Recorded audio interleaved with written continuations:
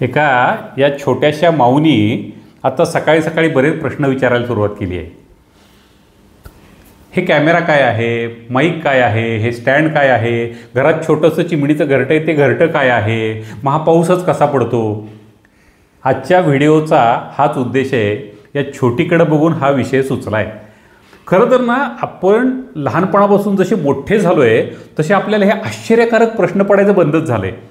आपण फक्त घर बांधायचं आहे, पैसे मिळवायचे तर करिअर करायचं आहे, एवढ्यापुरतं स्वतःला मर्यादित ठेवलं आहे.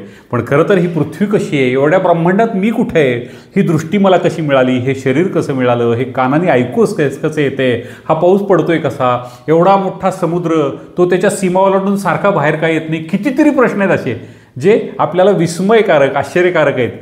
ते पडत राहिला पाहिजे, शेवटपर्यंत पडत राहिला पाहिजेत, म्हणजे आपल्याला तो खरा आनंद घेता येईल. आणि या छोटीला खूप खूप धन्यवाद या प्रश्नांसाठी. धन्यवाद.